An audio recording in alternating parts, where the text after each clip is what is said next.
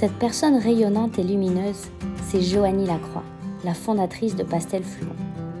J'ai une profonde et sincère admiration pour cette belle âme que j'ai découvert par un événement marquant. Changer le monde, une conscience à la fois. Je suis très honorée de vous présenter son portrait de femme et son impressionnant parcours de transformation au travers de ses différentes grossesses et du deuil de ses 2 enfants, Thomas et Nélia. De cette transformation est né Pastel Fluo. À travers ses documentaires, ses conférences, ses ateliers, ses événements, Pastel Fluo met en lumière la beauté de l'humain, sa sagesse et sa transformation intérieure dans cette période de transition humaniste et écologique. Pastel Fluo, c'est l'art de vivre en conscience, une conscience qui fait toute une différence.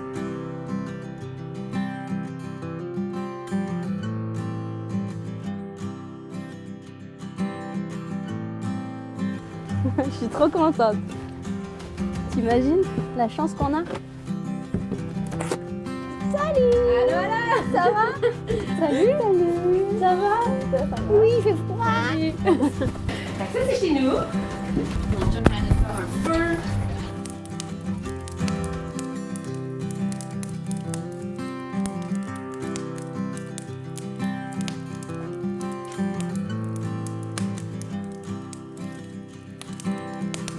Quelle main? Attention. Relax. C'est un petit ange. Merci. C'est de la pâte Fimo. On a fait un petit ange à la maison. Merci. Non, t'es rien.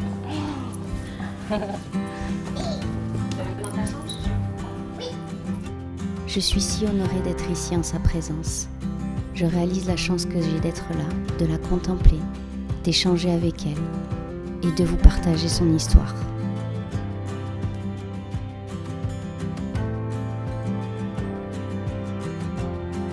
Est-ce que tu avais cette forme de connexion à toi-même quand tu es tombée enceinte de Jacob versus celle que tu es en train de vivre en ce moment avec ta fille? Ah mon Dieu, j'étais tellement une femme différente. J'avais 27 ans aussi quand Jacob, fait que j'étais jeune. Et je tombais enceinte le premier mois qu'on essayait. Puis Jacob, ben tu sais, j'étais bienveillante envers mon corps, mais j'étais vraiment dans l'action là, à ce moment-là. Tu sais, j'étais productrice en pub, en contenu de marque. Puis ben ceux qui savent c'est quoi ce métier-là, c'est un métier magnifique, mais ça va vite. Comme dans plein de métiers aujourd'hui, beaucoup de pression sur les épaules, puis ça va vite. Fait que j'avais ma grossesse, mais je gaulais, là. Je gaulais en québécois, ça veut dire j'allais vite, puis j'avais une grosse to-do list. Donc, j'étais connectée à mon bébé, mais c'était pas spirituel à ce moment-là. Ton rêve plus tard, qu'est-ce que tu aimerais faire? Ah oui, jouer dans la Ligue nationale. Ah, bon, c'est rendu ça. Jouer dans la Ligue nationale. Il y a quelques temps, c'était genre être...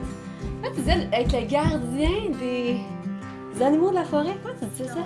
Je m'étais dit, à l'accouchement, je vais vraiment faire équipe avec mon bébé. Puis je vais rentrer, puis j'avais pris conscience aussi à quel point c'est difficile pour le bébé, tout autant que la maman. Puis ça avait été une grande prise de conscience à Jacob, de me dire, ben moi, si je souffre comme ça, toi, c'est tout aussi difficile, sinon plus.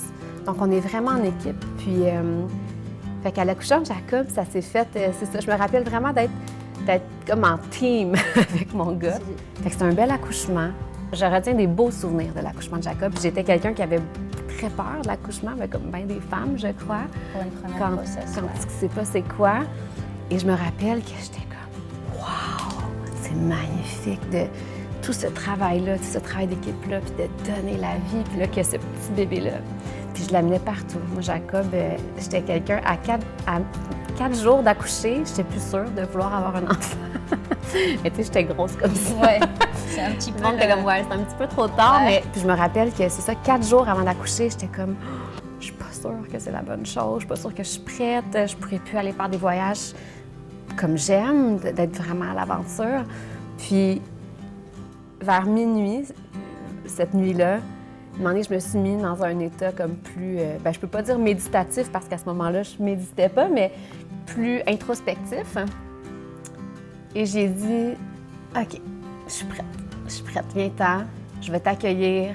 Ah, moi, je trippe. d'être maman. Je tripe, puis on l'a amené au Sri Lanka, on l'a amené à 9 mois, on l'a amené à Bali, on le traînait, on était en Afrique, on était dans un 4x4, on couchait sur le toit du camion, il y avait 3 ans et demi. Tu sais, C'est beau. Puis tout le temps, il s'est adapté, puis je trouvais ça beau de partager ça. J'écoute Joanie parler de sa première grossesse et je repense à la mienne et à toutes les idées préconçues que j'avais, toutes ces peurs et tous ces doutes qui m'habitaient. Et je réalise à quel point la première grossesse est si riche d'enseignements. Elle balaye littéralement nos croyances, elle nous transforme vers une meilleure version de nous-mêmes. En marchant dans cette neige, je repense au fait qu'elle nous fait devenir mère pour la première fois.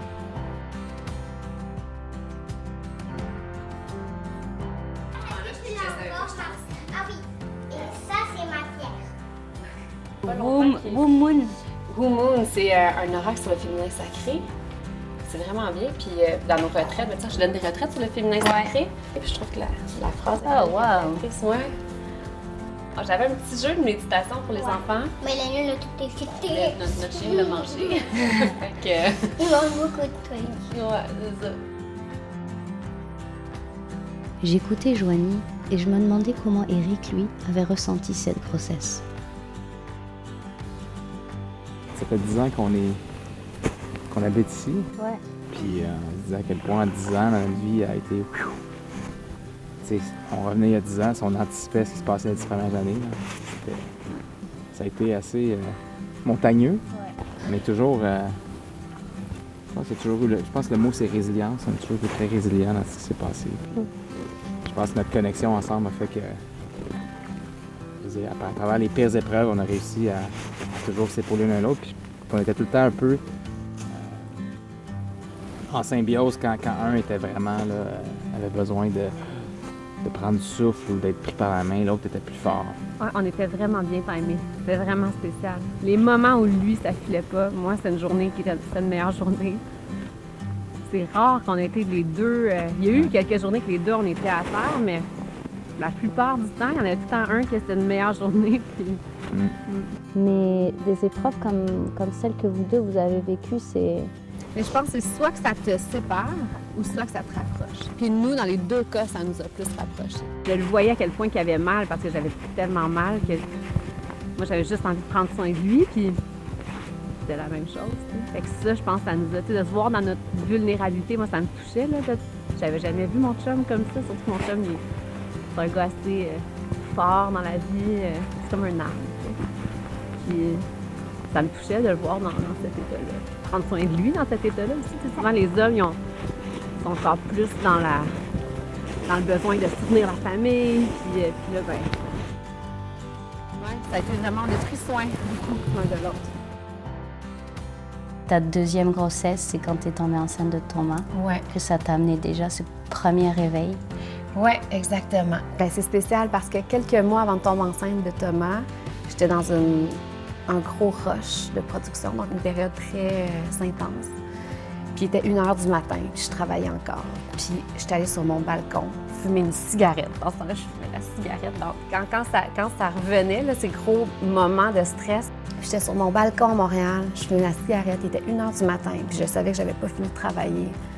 Puis j'ai regardé le ciel, puis j'ai fait « Ah, il me semble que je suis pas à l'endroit que je suis censée être. Puis il me semble que c'est pas normal d'être stressée comme ça, que là, j'ai ces mauvaises habitudes-là qui reviennent à chaque fois que je suis dans un état de stress. » Puis j'ai dit « Il me semble, c'est ça, il me semble que je suis pas sur mon chemin, là. Il me semble que je suis pas venue sur la terre pour ça. » Puis j'ai tout le respect pour ce métier-là, mais moi, je sentais que c'était pas ma voie. Puis j'ai demandé à l'univers, je dis « Fais quelque chose parce que moi, je ne sais pas, là, mais je sens juste que c'est pas mon chemin. » Et 2 mois après, je tombe enceinte de Thomas. Et Thomas a été diagnostiqué d'une gastroschisie à 13 semaines, donc à la première échographie. Ah, Lennon! Viens nous donner de l'amour. Ça, son anomalie, c'est qu'il y avait un trou dans l'abdomen et ses intestins poussaient en partie à l'extérieur de son corps. Donc ça a été un grand coup. Déjà, de savoir ça, moi, j'ai remis, tu sais, j'ai pris la peine de me poser la question, est-ce que je garde cet enfant-là? Puis là, j'ai commencé à avoir ce goût-là de me nourrir de quelque chose de plus grand que moi. Je pense que j'ai tout le temps été spirituelle à l'intérieur de moi, mais je me retrouvais pas dans la religion. Fait que je savais comme pas où nourrir cette partie-là de moi, mon intuition et tout. Puis je me rappelle que j'ai dit à ce moment-là à l'âme, là j'étais comme consciente qu'il y avait une âme, puis je me disais, ben toi, montre-moi la direction. Parce que moi, présentement, je ne sais pas quoi faire. Je ne sais pas si je dois te garder, je ne sais pas si... Puis j'ai posé la question, j'ai dit, fais-moi un signe, montre-moi, tu sais, qu'est-ce que je fais. Et c'est vraiment fou parce qu'à ce moment-là, Jacob avait 2 ans et demi. Jacob s'est levé de sa chambre, puis il est venu se coucher sur moi, puis en somnambule.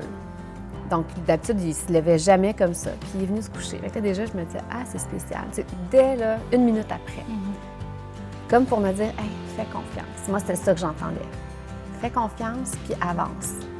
Le lendemain, je m'en vais faire une visite de lieu de tournage. Et je rencontre un gars qui s'appelle Vincent, que tu connais, dans le documentaire Les Petits Princes. Vincent me partage, on n'est même pas rendu encore, on n'a même pas rentré dans le bureau, qui me dit qu'il y a un fils qui s'appelle Thomas, qui est décédé, qui avait une anomalie au cœur, puis que ça a changé sa vie. Et là, je me suis mis à avoir les yeux pleins d'eau. Puis déjà, je trouve que là, on commençait à te montrer? Bien, ça commençait à me shaker. Tu sais, là, j'étais d'habitude, là, comme productrice, tu sais, j'étais professionnelle, là, j'avais les yeux pleins d'eau, là, c'était l'humaine, là. Tu sais, c'était le cœur, ça me touchait au niveau du cœur. Et à ce moment-là, dans la pièce, je ressentais les énergies des enfants. Puis moi, ça m'était jamais arrivé avant. Je ressentais une énergie qui était là. Pour moi, le message était clair, c'était « va jusqu'au bout de tout ça. Il y a quelque chose à apprendre, même si c'est une épreuve difficile, même si tu n'as aucune certitude, on dirait que ça me disait « va jusqu'au bout ». Puis là, la vie m'amenait vers un chemin inconnu, qui est, oui, épeurant, mais ça me disait, vas-y, tu vas apprendre de ça, Je sentais que ça allait m'apporter quelque chose. Puis j'ai appelé mon chum en sortant, puis j'ai dit, chérie, on garde le bébé. J'ai toujours quand même eu assez de sentiments de contrôle dans ma vie. Prendre les bonnes décisions, les bons investissements, le bon travail. Puis ça m'a appris que tu n'avais pas contrôle dans la vie. Puis le lâcher prise, c'est un peu... C'est un mot qui est très à la mode de ce temps-ci, mais quand tu ne le vis pas, c'est quoi le lâcher prise? Parce que moi, j'avais prise sur tout. J'étais en contrôle de ma vie, de ma relation. Puis là, coup sur coup, que tu te dis, ça peut pas m'arriver, ça peut pas arriver, c'est pas ça le scénario. Tu sais, Joanie tombe enceinte, on a un enfant, ça se passe, tu sais. Ouais. Et Thomas, ça a bien été. Les premières journées, ça allait bien. Tu sais, c'est sûr qu'il était aux soins intensifs néonatal. Puis c'était comme si tout allait bien, puis « Ah, OK, on va surveiller ses intestins, ils sont un peu plus vieux. OK, parfait. » Puis on était vraiment comme « Let's go! » Étape par étape. Ouais. OK, on y va, c'est ça. Mais là, quand ça a chaviré, puis je voyais la quantité de sang, il a perdu 1/3 de son sang, ce qui est énorme. Là, ils l'ont branché sur des sédatifs 50 fois plus puissants que la morphine. Là, son état commence à détériorer, son cerveau a été affecté, différents organes ont été affectés. Et là, à partir de ce moment-là, ça a été comme un chemin super douloureux parce que ça revenait pas, là. Vraiment dans un état... Moi, je ressentais... Puis mon chum, c'était pareil, là, on a vraiment pris cette décision-là ensemble. Mais les deux, à un certain point, on a senti que c'était de l'acharnement. Tu sais, OK, on veut le maintenir en vie, mais là, il était branché de partout. Il y avait... Ses organes vitaux ne fonctionnaient plus. Puis là, on s'est dit, OK, tu sais, son chemin à lui, c'est de ne pas vivre, justement. Puis quand on nous a parlé des soins palliatifs, autant je te dirais qu'il y avait une partie de moi qui disait, ah, je peux pas croire que je vais vivre ça. Tu sais, je peux pas croire que je vais être une maman qui va perdre un enfant. On regardait Thomas, puis on se disait, c'est pas une vie, tu sais. Oui, de te laisser en vie, mais à quel prix, tu sais. Tu étais enceinte pendant que tu as fait ça? Oui, mais je savais pas. J'étais peut-être à 3 semaines de grossesse, fait que je pensais pas que j'étais enceinte. Puis c'était vraiment beaucoup par rapport à tomber enceinte. Puis tu sais, j'avais même mis le nom de ma fille, que là, j'ai. C'est fou. Puis là, ça se concrétise. Elia. C'est le prénom de... Ouais, c'est beau. Ouais. Fait que c'est spécial. J'étais comme, j'avais comme...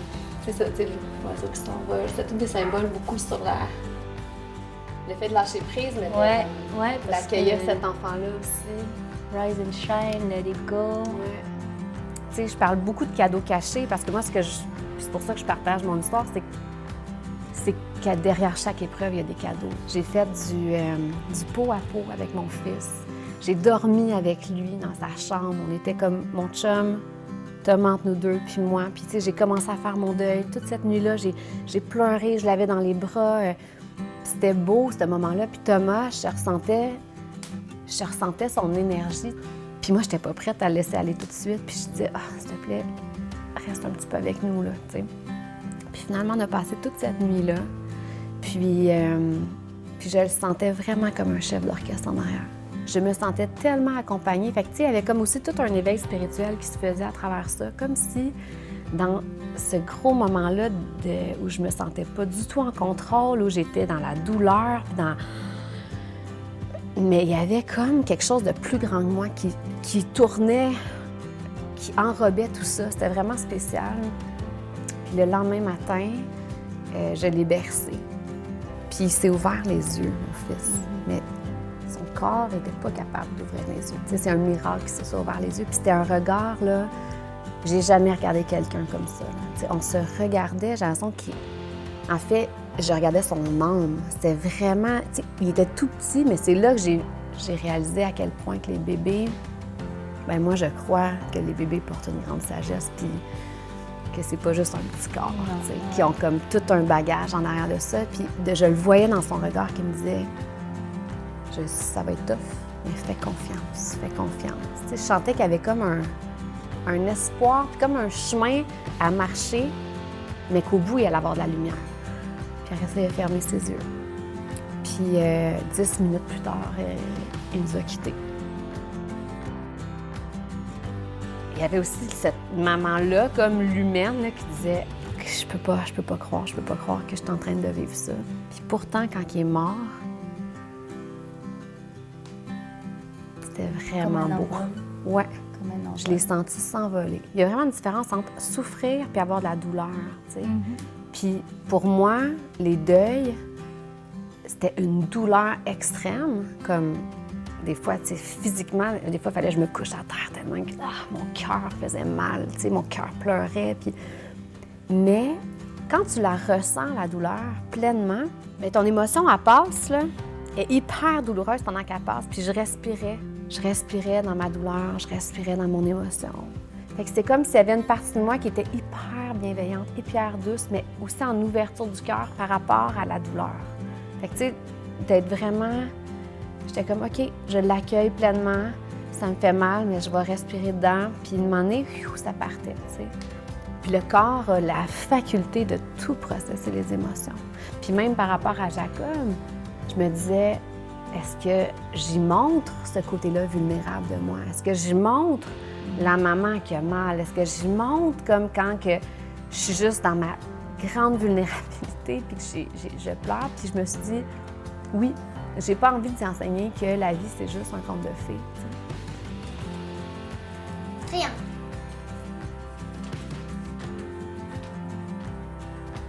Maison. Puis maintenant, Jaco, sa relation même à la mort, ça arrivé une couple de fois qu'il nous a dit « Ah, maman, peux-tu parler de la mort? » Oui, parfait, Jacob. Qu'est-ce que tu veux savoir? Puis même sa relation à sa famille, parce que là, on en a une autre aussi qui se rend un petit ange. Mais pour lui, sa famille, c'est pas juste nous trois, là. C'est pas juste les vivants. Ouais, non. Exact. Pour lui, sa famille, présentement, elle est grande, là, sa famille. Il y a du monde.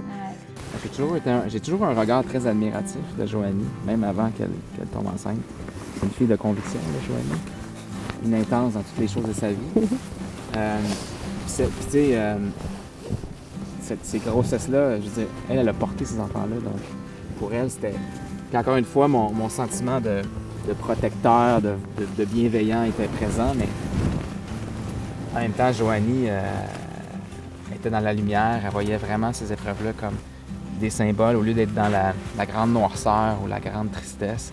Au contraire, elle était plus dans l'expérience de vie, puis moi, ça m'a beaucoup aidé, tu sais. Une grande force de résilience qui faisait que moi, mais mon niveau de résilience remontait à ce niveau-là aussi. Ça m'a donné la force d'écouter mon cœur à 100% puis de me dire... Et Pastel Fluo est né, puis c'est spécial parce que je suis tombée enceinte le mois que j'ai mis en ligne le projet. Ouais. Fait que je suis tombée enceinte de ma fille. T'as de belles synchronicités. Ouais. Pour moi, c'était comme, OK, tu sais, j'accouche de ce projet-là qui est un peu le prolongement de l'accouchement de Thomas. Puis, je tombe enceinte de ma fille. Puis, c'était une fille. Moi, je capotais. Moi, j'ai vécu avec 2 frères quand j'étais jeune. Puis là, j'avais eu 2 gars. Donc, peut-être savoir que c'était une fille, pour moi, c'était un rêve. Puis, c'était une belle grossesse. C'était une grossesse douce. C'était... je pense que, justement, le fait d'en avoir perdu un, j'étais tellement heureuse. Puis, je ressentais beaucoup l'énergie de l'âme, ce que j'avais jamais ressenti avant. Puis, c'était comme une énergie lumineuse, pétillante. Fait que j'étais vraiment sur un gros nuage. Puis à 6 mois de grossesse, je la sens plus bouger. Puis, tu sais, des fois, tu ne sens pas bouger ton bébé, mais tu n'as pas de mauvais feeling. Moi, ça faisait 2 semaines que j'avais un mauvais feeling qui m'habitait par rapport au bébé. Puis que je la sentais moins, que je sentais qu'elle s'en allait au niveau énergétique, mais en même temps, tu sais. Puis je me rends à l'hôpital, puis là c'était comme vraiment ce que personne ne veut vivre. Là, tu sais, là il n'était pas capable de trouver le cœur. Tu sais, à 6 mois, là, t'as une bonne bédaine. Là. Le cœur, il n'est pas difficile à trouver. Puis là, le médecin, il me fait une échographie. Puis c'était le même médecin qui me suivait à Thomas. Là. Puis je le voyais dans son regard, là, que c'était pas des bonnes nouvelles. Là. Puis je le voyais qu'il n'était pas capable de me le dire. T'sais. Puis une moment donné, il me dit « Je suis tellement désolée. Le cœur du bébé, il a arrêté de battre. » t'sais. Et puis il m'a dit ça, là. Puis moi, dans ma tête, j'ai dit « Non, ça se peut pas. Ça se peut pas, ça se peut pas. » Puis Jacob était dans la salle, puis Eric était dans la salle en même temps. Puis moi, je me suis mis à shaker, là, je shakais sur la table. Eric se m'a pleuré. Jacob, il dit « Pourquoi que nos bébés meurent tout le temps? » Puis écoute, c'était une scène irréelle. Puis là, c'est là que je me disais « Mais je peux pas, j'ai pas l'énergie. Je sais le chemin qui m'attend, là. Je me sors du deuil de mon fils, là. J'ai pas l'énergie pour passer à travers ces émotions-là. Là. Je sais très bien ce chemin. Je le connais, le chemin du deuil, là. Puis finalement, je suis rentrée dans le deuil. Puis j'ai suivi la même recette. Un pas à la fois, une émotion à la fois, d'entrer dans ma douleur. Puis je te dirais qu'à l'accouchement de Nélia, ici, là, la nature, ça m'a fait vraiment du bien. J'allais m'étendre dans la neige, là. Puis je faisais juste comme méditer, puis je me sentais tellement apaisée par l'énergie de la nature. Ça t'arrive une fois, tu apprends sur la vie, tu apprends sur toi, lâcher prise, ainsi de suite, résilience. Là, ta blonde retombe enceinte. Pendant un moment, on pensait aussi que pour nous, c'était facile d'avoir des enfants. Les 2 premières grossesses, 1 mois, 2 mois, zip-zap. Encore une fois, question de contrôle. Puis, 3e enfant, ça a pris 1 an et demi. Ouais. C'est OK, qu'est-ce qui s'est passé? Il y a quelque chose que je contrôle pas. Puis là, je retombe enceinte, puis là, les histoires de bon, mais ça se passera pas 2 fois, c'est impossible. Là. C'est pour dire qu'après la 2e situation tragique qu'on a vécue, c'est là que moi, je l'ai pris dur. 2e fois, parce que je me disais, c'est de l'acharnement. Ça peut pas nous arriver 2 fois. 2 fois en plus, inexpliqué. Ouais, le cœur qui s'arrête de battre, là, pour le coup, c'est... Et puis bon, là, tu tombes dans un... OK, là, qu'est-ce que je dois comprendre de ça? Quelle signification je dois faire une 2e fois de ça? Ça te donne le goût de profiter de la vie, de ce que tu as dans le moment présent, que versus de tout anticiper de ce que ça va être quand ma famille va être complète ou... Quand j'ai su qu'elle était morte, là, moi, j'étais sûre que je l'avais tuée, là. Ouais. Puis là, je me sentais plus digne d'être la femme de mon chum. Je me sentais plus digne de porter pastel fluo. Tu sais, j'ai vraiment vécu une nuit très, très noire. Puis le lendemain, quand ils m'ont appelée à l'hôpital, parce qu'ils te provoquent, là, tu sais, pour accoucher, j'étais dans l'ascenseur, j'avais de la misère à me tenir debout. J'avais pas de force. Je me disais, je sais même pas comment je vais faire pour trouver la force d'accoucher ce bébé-là. Prépare-toi à accoucher, là. Tu vas l'accoucher, cet enfant-là. Tu sais, rentre dans l'accouchement avec ouverture, avec douleur, mais ouverture. Fait que oui, je vais aller prendre la péridurale, puis oui, je vais vivre ça dans le plus de douceur possible, déjà que c'est tellement difficile émotionnellement. Et on m'a donné, donc là, j'ai demandé de la morphine. Fait qu'on m'a donné de la morphine. Puis j'ai commencé à méditer. Puis, un moment donné, je suis tombée dans un état méditatif très profond. Mais comme j'étais rendue en transe. Puis, ce qui s'est passé à ce moment-là, que je ne m'attendais jamais vivre, c'est que je suis comme sortie de mon corps. T'sais. Puis, je me suis retrouvée dans un espace qui n'était pas sur la terre, qui était vraiment un espace tout blanc, mais où je faisais un avec elle, où je faisais un avec tout. C'est comme si je ressentais que c'était une épreuve super difficile au niveau humain, mais que ça allait m'amener ailleurs encore une fois. Puis dans cet espace-là, c'était comme une situation difficile, mais qui définissait pas qui j'étais ou qui... Et je ressentais énormément d'amour. Et ce que ça me disait, c'est que c'était pas le bon moment. C'était pas... Écoute, je sais pas, c'est tellement difficile à expliquer, mais j'étais dans la plénitude. Non, c'est beau. J'étais dans la plénitude. Honnêtement, C'est un beau cadeau. C'est très difficile à expliquer. Ouais. Mais j'étais dans la plénitude, puis dans un état de grâce comme j'ai jamais vécu. C'est comme si on m'a ramené dans l'espace, dans la dimension, à la source, avant qu'on naisse. Mais en même temps, j'étais tellement bien dans cet espace-là que j'ai comme fait OK, si c'est ça, tu sais, je vais le vivre, je vais. Puis je me suis complètement, tu sais, surrender, c'est abandonner, mais comme pleinement, là. C'était vraiment ça. Je surrender dans toutes mes cellules. Puis je suis revenue après ça, dans mon corps. Puis après ça, l'accouchement, j'étais dans cet état de grâce-là tout au long de l'accouchement. Puis de un moment donné, ben, je la sentais, là, que la petite, elle s'en venait. Fait que là, je pèse sur le piton, je dis à l'infirmière, appeler le médecin, ça s'en vient. Puis finalement, le médecin n'a pas eu le temps d'arriver. Fait que c'est moi qui l'ai accouchée. Ouais, c'est beau. Fait que tu vois ici, là, ça paraît pas parce qu'il y a plein de neige, mais c'est vraiment un petit sanctuaire. Fait qu'on a plein de petits bâtons. Ça crée vraiment un sanctuaire. Puis les enfants sont enterrés ici. Ils étaient incinérés. Fait qu'on avait 2 urnes. Puis on a comme on a un petit Ganesh qui est à quelques pas. Ah, tu vois? Fait qu'ici, il y a un petit Ganesh. Puis juste en dessous, on les enterrait. Puis tu vois, qu'est-ce qu'on a fait à Nélia?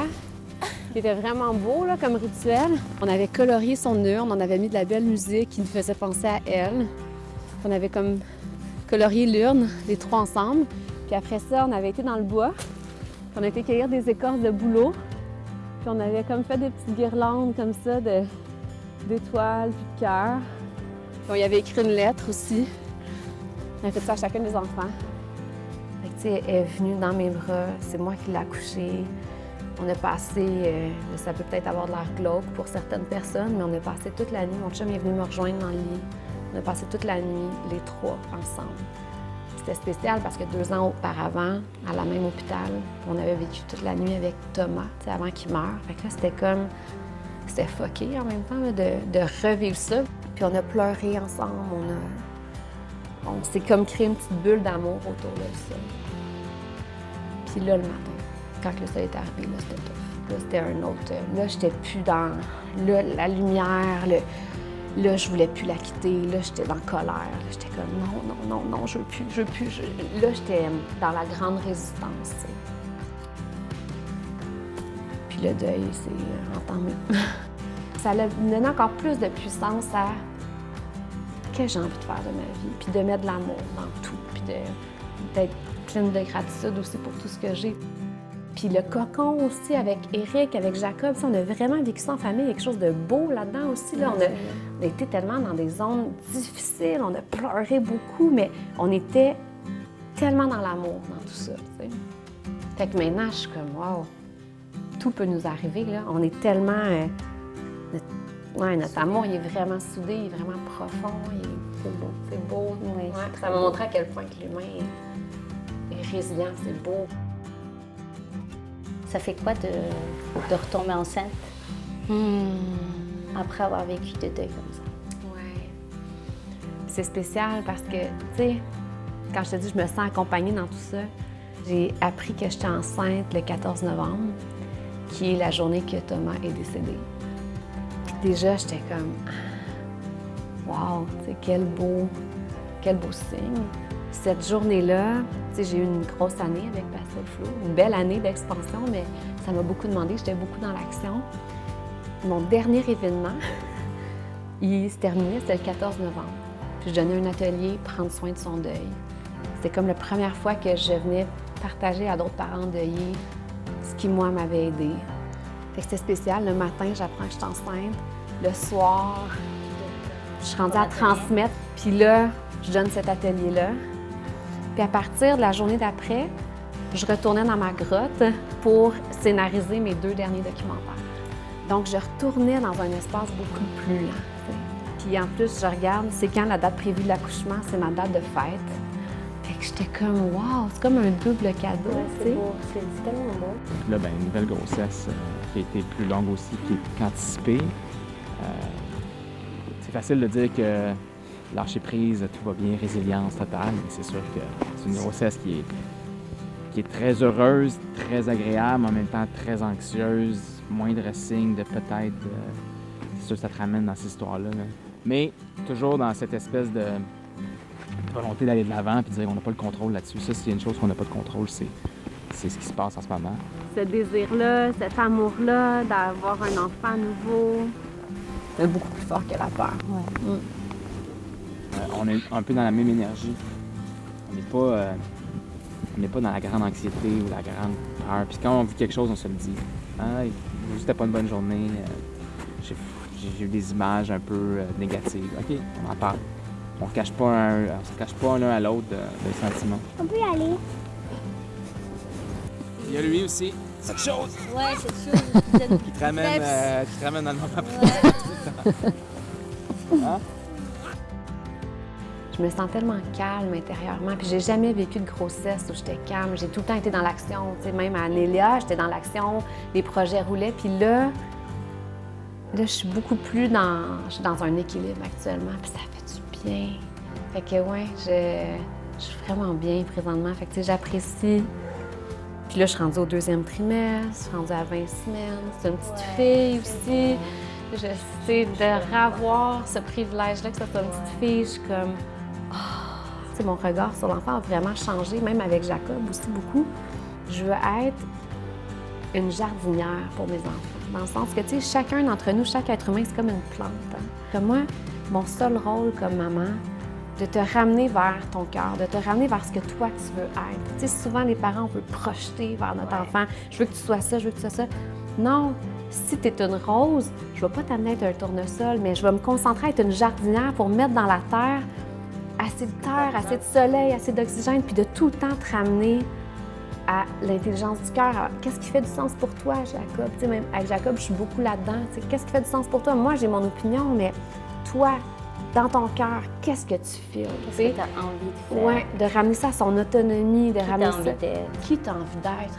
Fait que, tu sais, la seule chose que j'ai réalisé qu'on contrôle dans la vie, là, c'est pas les événements, c'est notre façon d'être. Il y a une partie de moi qui veut pas être cette maman qui a perdu ses 2 enfants-là, mais je voudrais pas non plus être cette maman-là qui a jamais perdu ses enfants-là, parce que je sais que ça a été ça qui m'a tellement transformée, qui m'amène aujourd'hui dans cet état-là de plénitude, puis de sérénité, puis ça, là, finalement, je suis contente à 34 ans d'être dans cet état-là. Qu'est-ce qui fait du sens pour moi? De se choisir, de se reconnecter puis de renaître à soi-même.